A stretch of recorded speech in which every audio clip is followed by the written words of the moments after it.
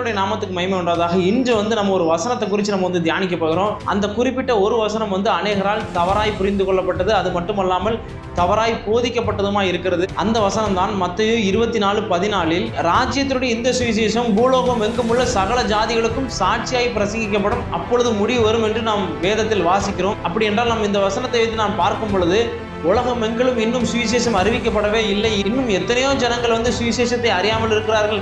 அப்படி என்றால் ஆண்டவராய் இயேசு கிறிஸ்துவினுடைய வருகை இப்பொழுது வராது.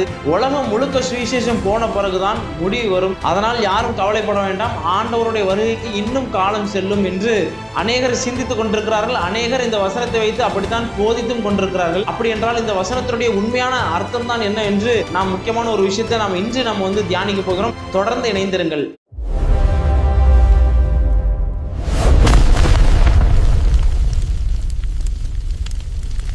இப்பொழுது கூட நம்ம அந்த வசனத்தை வாசிக்கலாம்.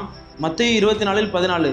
ராஜ்யத்தினுடைய இந்த சுவிசேஷம் பூலோகம் எங்குமுள்ள சகல ஜாதிகளுக்கும் சாட்சியாய் பிரசங்கிக்கப்படும், அப்போது முடிவு வரும். அப்படி என்றால் உலகம் எங்கிலும் இந்த ராஜ்யத்தின் சுவிசேஷத்தை பிரசங்கித்தால் தான் முடிவு வரும் என்று போடப்பட்டிருக்கிறது.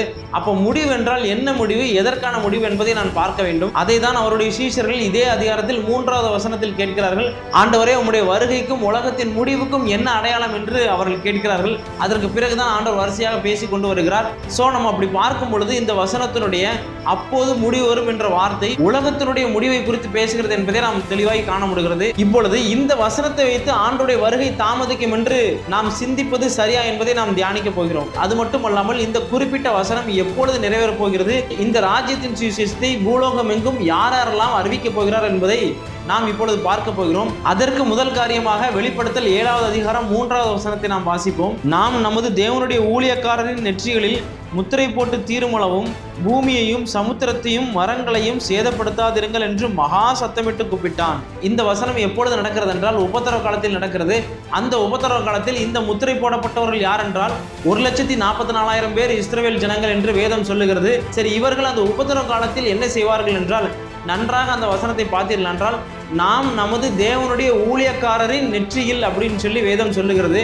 அப்படி என்றால் இந்த வசனத்தின்படி இவர்கள் தேவனுடைய ஊழியக்காரர் என்று தெரிய வருகிறது. அப்படி என்றால் இந்த தேவனுடைய ஊழியக்காரர் என்று சொல்லப்படுவர்களுக்கு உபத்திரவ காலகட்டத்தில் என்ன வேலை இருக்கும் என்று நாம் சிந்தித்து பார்த்தால், அவர்கள் சுவிசேஷத்தை அறிவிப்பதற்கும் சத்தியத்தை அறிவிப்பதற்கும் தான் அவர்கள் வேலை செய்வார்கள் என்று இந்த வேத வசனத்தின்படி நாம் புரிந்து கொள்ள முடிகிறது. இப்பொழுது இரண்டாவதாக என்னவென்றால் மத்தேயு 24:14 படி ராஜ்யத்தினுடைய இந்த சுவிசேஷம் பூலோகம் எங்குமுள்ள சகல ஜாதிகளுக்கும் சாட்சியாக பிரசங்கிக்கப்படும் என்று போடப்பட்டிருக்கிறது.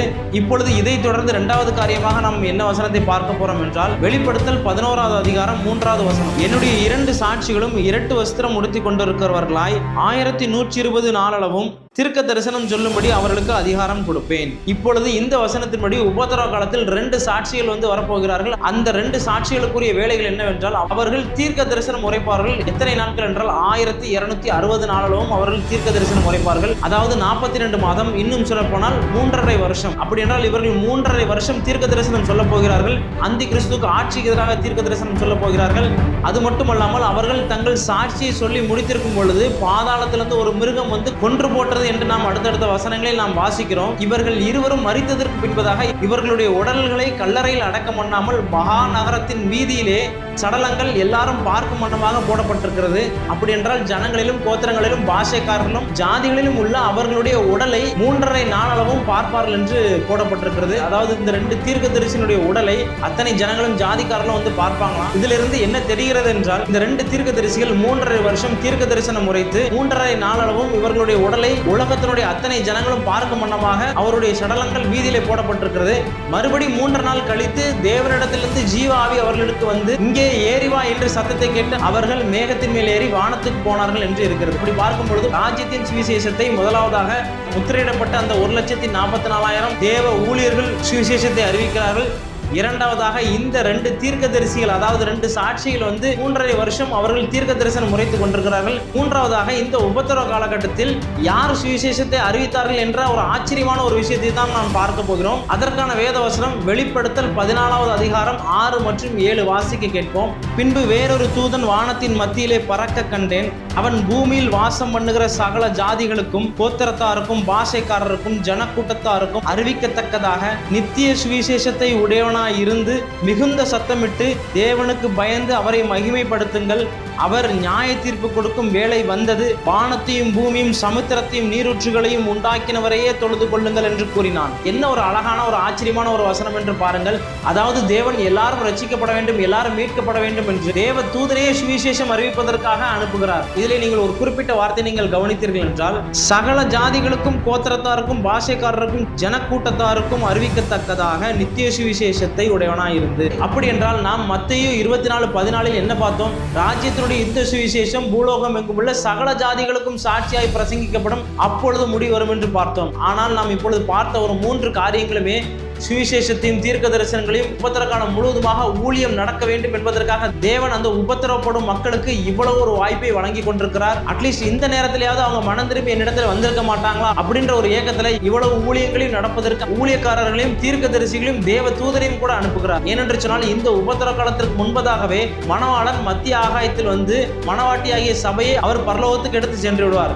அதற்கு பின்பதாக மீதி இருக்கும் ஜனங்கள் தான் இந்த உபத்திர காலத்தில் மகா உபத்திரவங்களை எல்லாம் அனுபவித்து ஆண்டவர் மறுபடியும் இந்த ஜனங்களுக்கு ஒரு வாய்ப்பை கொடுக்கிறார். அது மட்டும் இல்லாமல் பூமி முழுவதும் உள்ள சகல ஜாதிகளுக்கும் சுவிசேஷம் அறிவிக்கப்படுகிறது. கடைசியாக தேவ தூதன் வானத்திலே பறந்து கொண்டு அந்த தூதன் வந்து மகா சத்தமிட்டு தேவனுடைய நியாய தீர்ப்பு வந்துருச்சு, அதனால நீங்க எல்லாரும் மனம் திரும்புங்க அப்படின்னு சொல்லி கடைசி எச்சரிக்கை அந்த தேவ தூதனால் கொடுக்கப்படுகிறது. ஏனென்று சொன்னால் ஆண்டவராய் இயேசு கிறிஸ்து ராஜாவாக அந்த ஒலிவ மலையில் வரப்போகிறார், நியாய தீர்ப்பு கொடுக்க போகிறார் என்பதற்காக கடைசி வாய்ப்பாக தேவ தூதனை இந்த உலகம் எங்கிலும் சுவிசேஷத்தை அறிவிக்கிறார். இதை நாம் பார்க்கும் பொழுது ராஜ்யத்தினுடைய இந்த சுவிசேஷம், அதாவது மத்தேயு 24:14 சொல்லப்பட்டிருக்கிற அந்த ராஜ்யத்தின் இந்த சுவிசேஷம் இந்த உபத்திரவ காலத்தின் கடைசி பகுதியில் தான் நிறைவேறப் போகிறது. ஆகையால் அதற்கு முன்பதாக, அதாவது உபத்திரவ காலத்திற்கு முன்பதாகவே ஆண்டவர் தம்முடைய சபையை எடுத்துக்கொண்டு சென்று விடுவார். அதனால் ஆண்டவர் வர தாமதமாகும் என்று நாம் நினைத்து கொண்டிருப்போம். ஆனால் நாம தான் கைவிடப்பட்டவர்களாக இருப்போம். ஏனென்று சொன்னால் ஆண்டவர் அநேக இடங்களில் இதோ நான் சீக்கிரமாய் வருகிறேன், அது மட்டுமல்லாமல் அந்த நாளையும் அந்த நாளிகையும் நீங்கள் அறியாதிருக்கிறபடினால்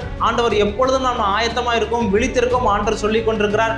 அப்படி சொல்லிக் கொண்டிருக்கிற வேளையிலே நாம் இந்த கடைசி காலத்தில் ஆண்டவராய் இயேசு கிறிஸ்து வரக்கூடிய சமயத்தில் நாம் இந்த வசனத்தை நாம் தப்பாய் புரிந்து கொண்டு நாம் பின்மாற்றம் அடைய அதிக வாய்ப்பு இருக்கிறது. நாம் ஆயத்தம் இல்லாமலும் விழிப்பாய் இல்லாமலும் போவதற்கு அநேக வாய்ப்புகள் இருக்கிறது. அது மட்டும் இல்லாமல் இந்த குறிப்பிட்ட வசனத்தை வைத்து ஆண்டவர் வர இன்னும் காலம் செல்லும் என்று சொல்லுகிற ஊழியக்காரர் உங்களை வஞ்சிக்கிற ஊழியக்காரராய் தான் இருப்பார். அது மட்டுமல்லாமல் இப்படி சொல்வதனால் சபை இன்னும் நிர்விசாரத்துக்குள்ளே போகும். ஆண்டவருடைய வருகையில் அநேகர் கைவிடப்படுவார்கள். அதனால் தான் இந்த ஒரு வசனத்தை பிடித்து கொண்டு ஆண்டவர் வருவதற்கு இன்னும் காலம் இருக்கிறது, காலம் செல்லும் என்று சொல்லுகிற எந்த ஊழியக்காரனையும் நீங்கள் நம்ப வேண்டாம். அவர்கள் வஞ்சிக்கிறவர்களாகவே இருப்பார்கள். இனி காலம் செல்லாது என்றுதான் நம் வேதம் சொல்லுகிறது. நம்முடைய ஆண்டவராய் இயேசு கிறிஸ்து சீக்கிரம் வருகிறார், நாம் ஆயத்தமாகவும் விழித்திருப்போம். அதனால் எந்த நேரத்திலும் நம்முடைய ஆண்டவராய் இயேசு கிறிஸ்து வருவார். ஆகையால் நம்முடைய தலைகளை உயர்த்தி ஜெபத்தில் விழித்திருப்போம். நாம் எப்பொழுதும் அவருடைய வருகைக்கு ஆயத்தமாக இருப்போம்.